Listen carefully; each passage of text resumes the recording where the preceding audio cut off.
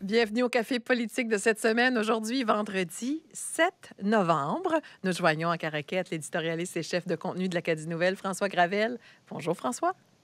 Bonjour Martine, premier vote de confiance sur le budget fédéral hier. Il n'y avait pas beaucoup de suspense, mais juste assez pour nous faire réaliser que le café politique aurait été très différent ce matin là, si les libéraux avaient perdu le vote. Là. Absolument, mais vous êtes capable de vous recadrer très rapidement. On suit l'actualité avec vous deux. Jacques Poitras, notre collègue, pas Jacques Poitras. Oui, c'est ça, c'est Jacques qui est là cette semaine. J'en perds mon latin. Oui, c'est moi. À Frédéric Ten. Bonjour, Jacques. Bonjour, Oui, désolé pour ça. Merci d'avoir votre confiance. Oui, non, je vous accorde toute ma confiance. Vous avez mon vote de confiance et le public aussi. Alors, tous les deux cette semaine, justement, on va commencer avec Ottawa pour notre premier café. Alors, on se brasse un petit café? Oui, s'il vous plaît? Oui, un petit café. OK, budget fédéral. On l'attendait. Un budget d'automne d'abord, Jacques, hein? Une nouvelle habitude qu'instaure Mark Carney. Peut-être qu'il rentre d'Angleterre avec cette idée anglaise. Oui, et on va faire ça chaque année, pas seulement cet automne. Effectivement. Oui. Et un budget, donc, qui était attendu. Puis on n'a pas manqué de superlatifs et d'adjectifs pour nous le décrire avant de nous le présenter. Hein? Générationnel, qui marque un tournant. Transformationnel, oui. Est-ce qu'il fait tout ça? On n'est pas tous sur la même longueur d'onde lorsqu'on lit les analyses pour se dire qu'on a vraiment ça de présenter là, avec ce budget. Bien, je ne veux pas sembler trop vieux, Martine, mais je me souviens du budget transformationnel de 95 avec Paul Martin et Jean Chrétien qui fermait des bases militaires, réformait l'assurance-emploi. C'est pas un budget comme ça tellement qu'on a vu cette semaine. Il y a des gros changements et beaucoup de changements de priorité, mais pas vraiment un énorme virage sur le statu quo. Dépenser plus d'argent, c'est jamais un virage aux politiques canadiens. Oui, on change les comptes un peu, on va mesurer les dépenses d'une façon différente avec des investissements capitaux sur un côté, puis le coût des opérations sur un autre côté, mais tout ça ajoute à la dette éventuellement, comme on voit au Nouveau-Brunswick, où on fait nos budgets de la même façon. La grande question, vraiment, je pense, c'est le santé. Ça semble qu'il n'y a pas de coupure dans les transferts aux provinces pour la santé, ce qui aurait pu causer une énorme crise budgétaire pour des provinces comme le Nouveau-Brunswick. Mais ça semble, selon les analyses que j'ai lues, qu'il n'y a pas de nouveau argent pour le programme d'assurance du médicament. Et il y a seulement 4 provinces qui ont signé des attentes. Nouveau-Brunswick n'a pas encore signé. Alors, est-ce que ce programme-là pour le Nouveau-Brunswick est en danger? Ça semble qu'il n'y a pas d'argent, mais peut-être on va voir autre chose dans l'avenir. Mais pas vraiment le tremblement de terre que je pense qu'on attendait dans le marketing du fédéral. Alors, selon vous, François, est-ce qu'il y a de quoi trembler avec ce budget fédéral? Non, mais il y a beaucoup de choses intéressantes là, quand même. Là. Bon, à retenir, là, le budget à l'encre rouge, bien sûr, un déficit qui va dépasser 70 milliards de dollars. C'est pas de la petite monnaie. C'est préoccupant du fait que le gouvernement abandonne en fait même toute prétention de retour à l'équilibre budgétaire. Il n'y a plus de plan maintenant de retour. Là. Oui. À la défense du gouvernement Carney, par contre, il y a une justification ici, c'est-à-dire que le contexte est une guerre commerciale que livrent les États-Unis de Donald Trump contre le Canada, avec l'économie canadienne qui montre des signes de faiblesse. Est-ce que c'est le bon moment de charcuter des dépenses publiques? Bon, bien, le premier ministre, son ministre des Finances ont jugé que non. Il va quand même y avoir certaines compressions là, dans les dépenses du gouvernement. Là. Les fonctionnaires vont en faire des frais. 40 000 emplois éliminés. Mais le grand coup, je crois, c'est ce que le ministre des Finances, Champagne, surnomme la super déduction à la productivité. On répète constamment, y compris ici là, au Nouveau-Brunswick, qu'en raison de l'incertitude, qu'en raison des droits de douane, que les entreprises annulent ou repoussent des investissements. Et ce programme-là, ça vise à renverser la vapeur. On va voir si ça va réussir.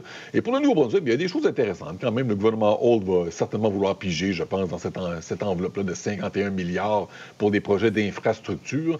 Mais surtout, il y a cette annonce à propos des festivités de la Fête nationale de l'Acadie. Le financement est doublé.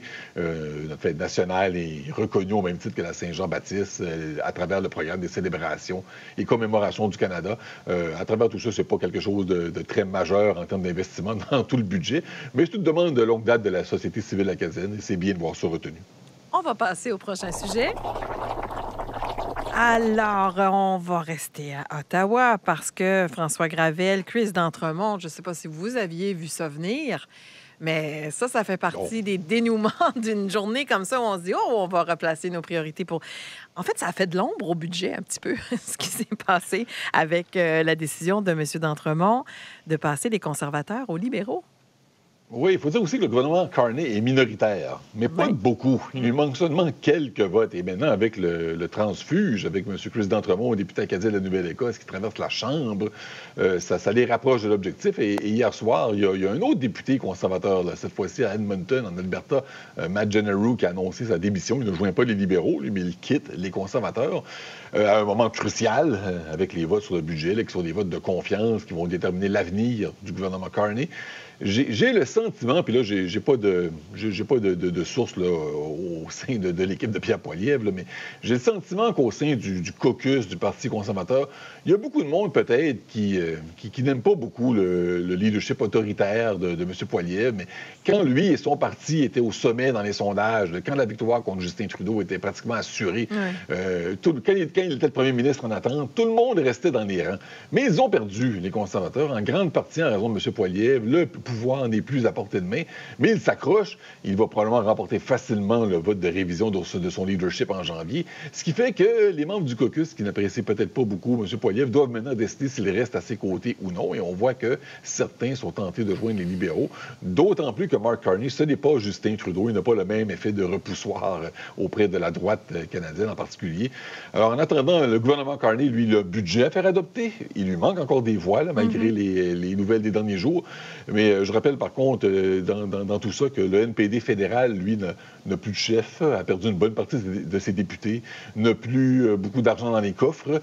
J'ai le sentiment qu'il va vouloir éviter de repartir en campagne électorale. Oui, puis Jacques, ce qu'on vit à l'heure actuelle là, sur ces votes de confiance, là, François faisait allusion au premier qui est passé. Bon, c'est pas nouveau en tant que tel, mais ça fait partie du grand théâtre parlementaire quand même. Absolument. Je pense que ça rend beaucoup plus probable que les libéraux gagneraient leur vote de confiance. Cet phénomène n'est pas nouveau dans notre politique. On le voit très souvent. Winston Churchill l'a fait 2 fois, puis il a gagné la Deuxième Guerre mondiale, sauté d'une partie à l'autre. Et quand on pense de les dernières 10-15 années au Nouveau-Brunswick, j'ai fait une liste des politiciens qui ont sauté d'une partie à l'autre, soit rapidement ou soit pendant une longue bout de temps. Blaine Higgs, Chris Austin, Kelly Lamrock, Dominic Carty, Kevin Arsenault, Jenica Atwin, Robert Gauvin, Luke Randall, John Herron, Michel Conroy. C'est très, très commun parce c'est le politicien qui est élu officiellement et non pas leur parti et non pas leur chef. Mais chaque fois qu'on voit une saute comme ça, c'est, la vaste majorité du temps, ça reflète une coalition politique qui est en train d'élargir, puis une autre qui est en train de diminuer. Et c'est une façon de mesurer qui a le momentum politique. Et je pense que c'est clair cette semaine que le député qui a sauté a sauté vers le parti qui a le momentum politique. Très bien, très bien. On va passer à notre 3e et dernier sujet qui nous ramène au Nouveau-Brunswick. Et je vais commencer avec vous, Jacques. C'est intéressant le reportage que vous avez proposé alors qu'il y a 1 an, on laissait tomber les dernières barrières à l'accès à l'avortement au Nouveau-Brunswick. Alors, c'est un bon moment pour poser la question, est-ce que les choses ont vraiment changé, Jacques?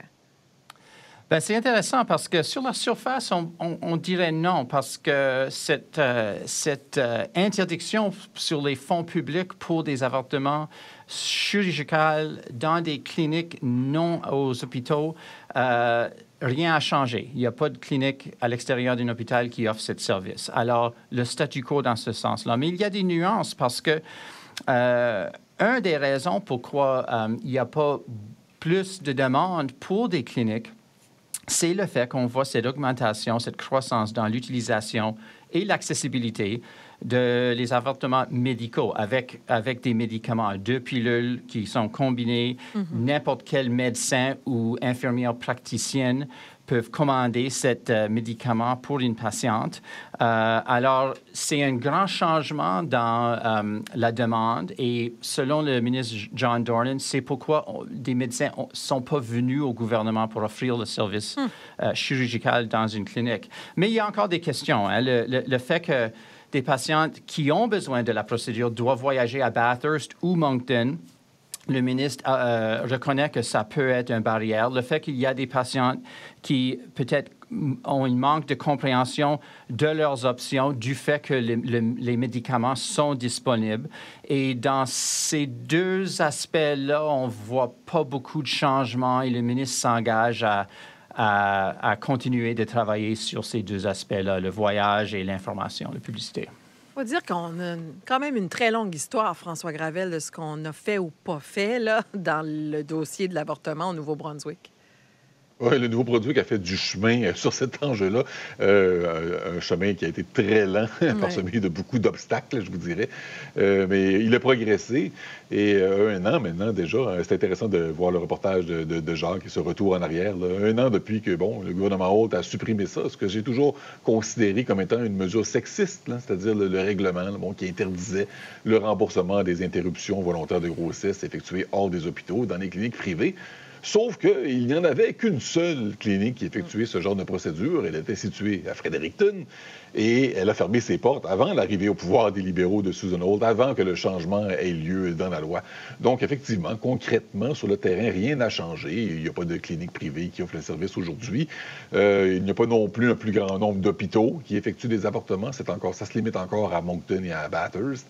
À la décharge des libéraux, je me souviens que le jour de l'annonce historique, souvenez-vous, ça avait quand même été un événement important. L'ensemble du caucus libéral avait assisté à l'annonce pour vraiment montrer un message d'unité et montrer que c'était une nouvelle importante.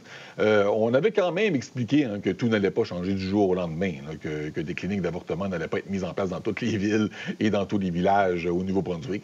C'est clair aussi que, Jacques, il a fait référence, la distance à parcourir peut représenter un obstacle important.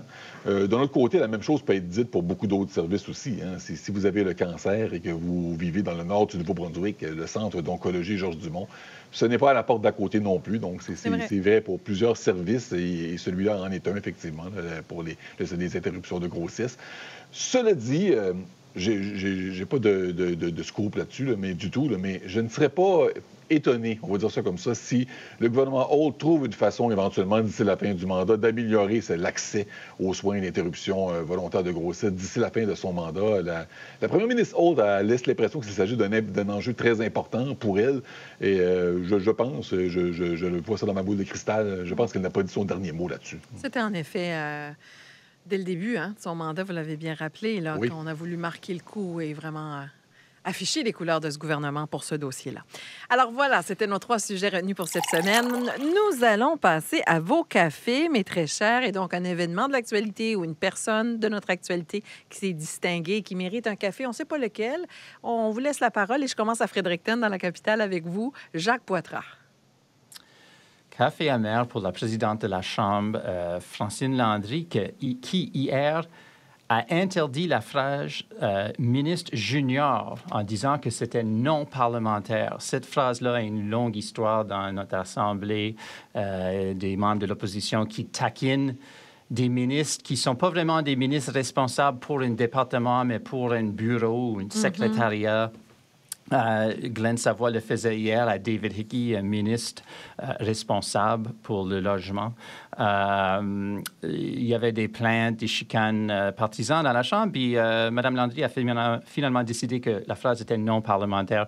Une limite qui pourrait peut-être être pas exactement juste dans les débats de la Chambre. Et j'ai aussi un café... double espresso pour Glenn Savoie, le chef du PC, qui s'est réveillé hier puis a réalisé qu'il y a de l'opposition à la centrale de gaz à Tantramar et qui, soudainement, après des mois de controverses, commençait à poser des questions sur le processus, sur la question de la révision environnementale. Les PC sont déjà prononcés en faveur de cette centrale, mais c'est peut-être une mesure de la controverse politique qu'ils réalisent que peut-être ils devraient s'attacher un peu à cet enjeu. Très intéressant. Vos cafés, François Gravel. Oui, pour ministre junior, c'est un terme qu'on utilise régulièrement, même dans les médias aussi. Effectivement, un ministre moins important, c'est-à-dire qu'ils ont tous leur important, mais ils ne sont pas tous égaux. Et souvent, ça peut être un ministre plus jeune ou un ministre en portefeuille ou qui a moins d'influence. Alors non, j'ai jamais vu ça comme une insulte, personnellement. C'est intéressant, ce jugement-là de la présidente de l'Assemblée législative. Donc, pour mes cafés, de mon côté, le gros café double-double du Tim Hortons, là, et je l'offre au ministre responsable de Services Nouveau-Brunswick, Aaron Kennedy, qui m'a fait grand plaisir cette semaine là, en annonçant que le gouvernement éliminera l'obligation d'avoir un autocollant d'immatriculation sur les plaques arrière des véhicules. Je me souviens, Martine, cet été, dans la canicule et la sécheresse, je venais de renouveler mes papiers d'immatriculation de ma vieille voiture et j'étais là dans ma cour en train de gratter mes vieux autocollants pour que le nouveau collant colle comme il faut. Et je me demandais comment ça se fait qu'encore dans le monde d'aujourd'hui, où tout est numérique, on est encore pris avec ce petit collant-là qu'il fallait coller sur les plaques. Parce que même si vous l'avez payé, l'immatriculation, même si vous êtes en règle, si vous n'avez pas collé votre vignette ou celle s'est détachée, par exemple, en raison des intempéries, on va vous forcer à en acheter une autre. Hein, c'est comme ça. Ouais. Alors, c'est sur le point de changer. La plupart des autres provinces en sont déjà débarrassées. En Ontario, ça fait 2 ou 3 ans de ça. Au Québec, encore plus longtemps là, que ça n'existe plus. Et c'est maintenant le Nouveau-Brunswick qui pose ce geste, peut-être pas historique, peut-être pas générationnel, mais que j'apprécie. Et on ajoute à ça un café aussi à l'ancien maire de Caraquette et ex-candidat progressiste conservateur Kevin Haché, qui a écrit une lettre ouverte très intéressant dans l'Acadie Nouvelle ce matin. Je dirais même une lettre coup de poing. Là. Il explique que même si les Acadiens ont voté du côté du pouvoir, les députés acadiens n'ont pas, à ses yeux, livré la marchandise dans plusieurs dossiers. Il en nomme plusieurs, dont la réouverture des palais de justice qui n'a pas eu lieu et le manque de tours cellulaires dans le Nord. Il lance une pointe à son successeur à la mairie de Caraquette, Bernard Thériault. Il dit qu'il ne peut pas se résigner à ce que un petit quelque chose vaut mieux que 100% de rien. Et il s'interroge même sur la pertinence de revoir renaître le Parti acadien. Ça va dans plusieurs directions, cette lettre. Il dénonce l'apathie de la population qui se contente, selon lui, de peu. Il affirme que les francophones et les Acadiens doivent enfin exiger le respect qu'ils méritent. Alors, des paroles fortes de l'ancien maire qui démontrent que, ce n'est pas parce qu'on en a terminé avec la vie publique que ça signifie qu'il faut garder le silence et qu'on n'a rien à dire. Hein. Très intéressante perspective, en effet. Merci beaucoup, François Gravel. On continue de vous lire dans l'Acadie Nouvelle, bien sûr. Et suivez vos reportages de CBC. Jacques Poitras, merci beaucoup à tous les deux. Merci. À la prochaine. À la semaine prochaine.